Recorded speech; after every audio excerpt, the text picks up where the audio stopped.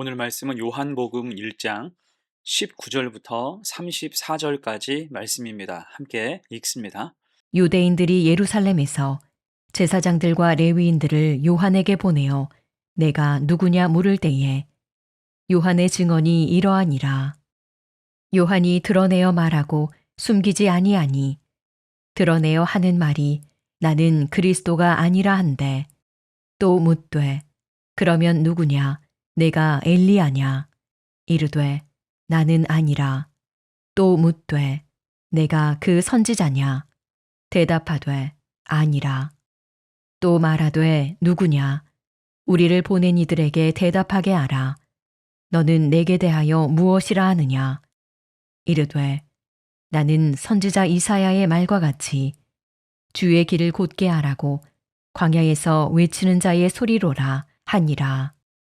그들은 바리새인들이 보낸 자라.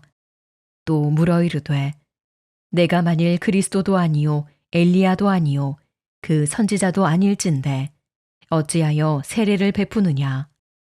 요한이 대답하되 나는 물로 세례를 베풀거니와 너희 가운데 너희가 알지 못하는 한 사람이 섰으니 곧 내 뒤에 오시는 그이라. 나는 그의 신발끈을 풀기도 감당하지 못하겠노라 하더라. 이 일은 요한이 세례 베풀던 곳 요단강 건너편 베다니에서 일어난 일이니라. 이튿날 요한이 예수께서 자기에게 나오심을 보고 이르되 보라 세상 죄를 지고 가는 하나님의 어린 양이로다. 내가 전에 말하기를 내 뒤에 오는 사람이 있는데 나보다 앞선 것은 그가 나보다 먼저 계심이라 한 것이 이 사람을 가리킴이라. 나도 그를 알지 못하였으나 내가 와서 물로 세례를 베푸는 것은 그를 이스라엘에 나타내려 함이라 하니라. 요한이 또 증언하여 이르되 내가 봄에 성령이 비둘기같이 하늘로부터 내려와서 그의 위에 머물렀더라. 나도 그를 알지 못하였으나 나를 보내어 물로 세례를 베풀라 하신 그이가 나에게 말씀하시되 성령이 내려서 누구 위에든지 머무는 것을 보거든 그가 곧 성령으로 세례를 베푸는 이인 줄 알라 하셨기에 내가 보고 그가 하나님의 아들이심을 증언하여노라 하니라. 우문현답이란 제목으로 말씀 증거합니다. 오늘 본문은 요한복음의 실질적인 시작이에요. 어제 보았듯이 18절까지의 말씀은 은혜에 대한 다층 구조이고 본격적인 스토리는 이제 19절부터 시작이 됩니다. 자, 이때 19절엔 누가 등장합니까? 제사장과 레위인, 곧 세례 요한의 신분을 묻고 확인하는 사람들이 등장하지요. 19절 보세요. 유대인들이 예루살렘에서 제사장들과 레위인들을 요한에게 보내어 내가 누구냐 물을 때에. 그리고 24절 이하 봅니다. 그들은 바리새인들이 보낸 자라 또 물어 이르되. 지금 이들은 세례 요한을 향해서 질문 공세를 하고 있습니다. 그럼 묻는 이유가 무엇일까요? 그들은 지금 권위를 따지는 거예요. 거만하게 요한의 신분을 묻고 고개를 흔들면서 권위를 따지고 있는 것입니다. 이들이 왜 이렇게 할까요? 우선은 그들 자신의 기득권을 빼앗길까 봐, 또한 자신들의 지위가 흔들릴까 두려워하는 것입니다. 제사장들은 세례 요한 때문에 자신들의 고유한 업무를 빼앗길까 두려워했어요. 특히 세례를 주는 것은 자기들이 할 일을 행하는 것에 대한 중대한 도전으로 봤기 때문에 세례 요한이 어떤 권위로 그 일을 행하는지를 알고 싶어 했습니다. 그래서 우문, 어리석은 질문이 온통 가득하게 됐어요. 자, 이에 대해 오늘 세례 요한은 어떻게 답변했을까? 또한 어떤 중요한 실상과 마주했을까? 두 가지로 생각해 봅니다. 첫 번째, 반박하고 거절합니다. 여러분, 사람은 늘 좋은 대접받기를 원하죠. 이런 심리가 욕심으로 작용해서 가끔은 그 자신을 포장해서라도 대접을 받고 싶어 합니다. 그래서 과장을 하고 허세를 부리는 거예요. 이런 사람의 마음을 악한 마귀가 잘 이용하지요. 그래서 자리다툼을 하고 거짓말을 하게 만들기도 합니다. 하지만 누가복음 14장을 보면 주님께서 자리에 대한 교훈을 주시죠. 네가 누구에게나 혼인잔치에 청함을 받았을 때에 높은 자리에 앉지 말라. 그렇지 않으면 너보다 더 높은 사람이 청함을 받은 경우에 너와 그를 청한 자가 와서 너더러 이 사람에게 자리를 내주라 하리니 그때에 내가 부끄러워 끝자리로 가게 되리라. 청함을 받았을 때에 차라리 가서 끝자리에 앉으라. 그러면 너를 청한 자가 와서 너더러 벗이어 올라앉으라 하리니 그때에야 함께 앉은 모든 사람 앞에서 영광이 있으리라. 아멘. 자리에 욕심 부리지 말라는 거예요. 대신 본분을 다할 때 주님이 높여주신다는 거죠. 무릇 자기를 높이는 자는 낮아지고 자기를 낮추는 자는 높아지리라. 아멘. 자, 그런 의미에서 오늘 본문의 질문도 자리에 대한 시험이었어요. 세례 요한의 사역이 명성을 얻게 되자 제사장과 레위인들이 찾아온 것입니다. 그리고 그들은 요한의 신분에 대해서 특정하면서 물어봐요. 네가 엘리야냐? 네가 선지자냐?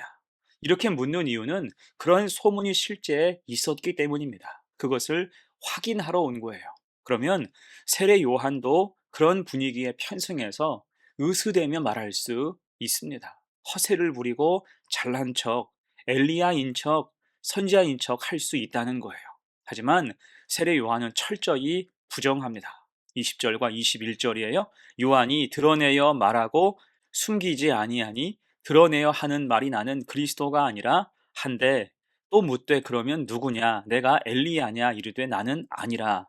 또 묻되 내가 그 선지자냐? 대답하되 아니라. 아멘. 여기서 반복되는 말은 아니라라는 말이에요. 특히 20절 처음에서 요한이 드러내어 말하고 숨기지 아니하니 그는 전혀 감출 생각, 자기를 포장할 생각이 없었다는 것입니다. 사실 요한이 만일 자신을 그리스도라 주장했으면 그 인기는 폭발적이었을 거예요. 누가복음 3장을 보면 백성들이 요한을 혹시 그리스도인가 하여 서로 의논했다라고 기록합니다.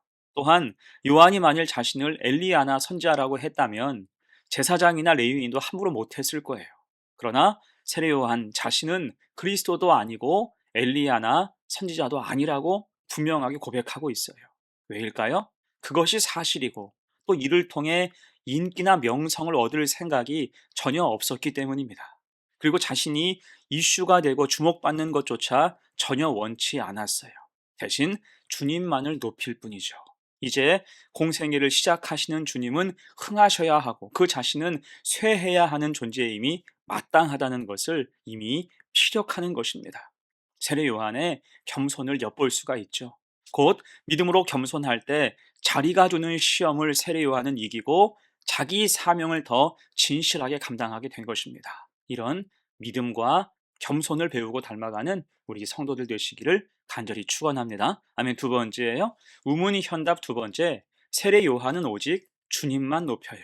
이제 그리스도도 아니고 엘리야, 선지자도 아니라고 하는 세례 요한을 향해서 바리새인들은 다그치듯이 묻습니다. 25절. 또 물어 이르되 내가 만일 그리스도도 아니요 엘리야도 아니요 그 선지자도 아닐진데 어찌하여 세례를 베푸느냐? 무슨 권위, 어떤 이유로 세례를 베푸냐 추궁하고 있는 거예요. 이에 세례 요한은 즉답을 피합니다. 말을 한다고 해서 그들이 들어줄 리도 또 제대로 알아들을 리도 없었기 때문이에요. 대신 주님에 대해서 우회적으로 소개하죠. 26절과 27절 말씀. 요한이 대답하되 나는 물로 세례를 베풀거니와 너희 가운데 너희가 알지 못하는 한 사람이 섰으니 곧 내 뒤에 오시는 그이라. 나는 그의 신발끈을 풀기도 감당하지 못하겠노라 하더라. 아멘. 그분과는 비교할 수 없고 자신은 그분의 신발끈을 풀 자격도 없다라는 것입니다. 당시 주인의 신발끈을 풀고 정리해 두는 것은 종의 일이었죠. 그 세례 요한은 자신이 주님 앞에서 종보다도 못한 존재라고 고백하는 것과 같습니다. 여러분 이것이 얼마나 겸손한 고백입니까? 당시 세례 요한의 사역은 대단히 성공적이었어요. 온 유대 지역과 예루살렘 사람들이 다 그에게 나와서 회개하고 세례를 받았습니다. 그러니 오늘 제사장과 레위인, 바리새인들이 합동조사를 나올 정도였어요. 그런데 요한은 자신의 사역과 성공에 대해서는 한마디도 하지 않고 그저 주님 앞에서 자신은 신발끈을 풀기에도 모자란 존재임을 고백한 것입니다. 그 믿음이 성숙하고 겸손한 거지요.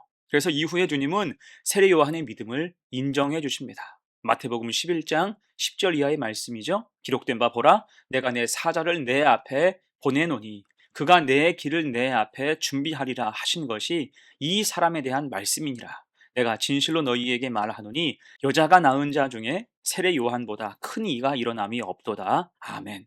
주님께서 세례 요한의 영적인 성숙함을 칭찬하시고 높여주신 것입니다. 여러분, 그래서 성숙한 신앙인의 특징이 무엇입니까? 자기 만족에 머물지 않고 또한 타인의 칭찬에도 민감하지 않습니다. 오히려 성과가 생기고 사람들이 찬사를 보낼 때 자신을 낮추고 대신 주님을 높이는 거예요. 주님이 하셨습니다. 주님이 돌보셨습니다. 그러한 성숙한 믿음이 우리에게도 있기를 간절히 축원합니다. 아멘. 이제 말씀을 정리하면서 우리는 오늘 세례 요한의 신실함과 겸손함을 보았습니다. 제사장과 바리새인의 우문에 대해서, 미련한 질문에 대해서 믿음의 현답을 제시했어요.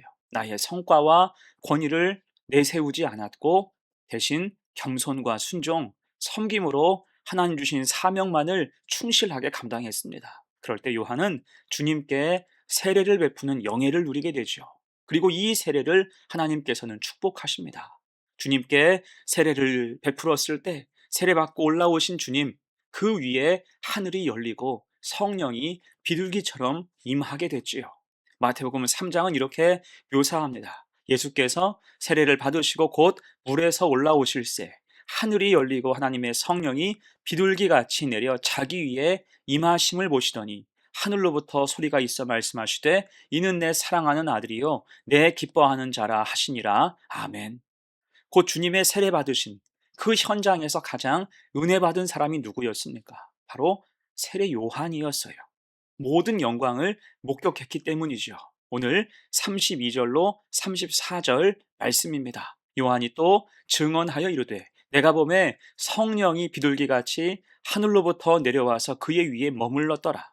나도 그를 알지 못하였으나 나를 보내어 물로 세례를 베풀라 하신 그 이가 나에게 말씀하시되 성령이 내려서 누구 위에든지 머무는 것을 보거든 그가 곧 성령으로 세례를 베푸는 이인 줄 알라 하셨기에 내가 보고 그가 하나님의 아들이심을 증언하였노라 하니라. 아멘.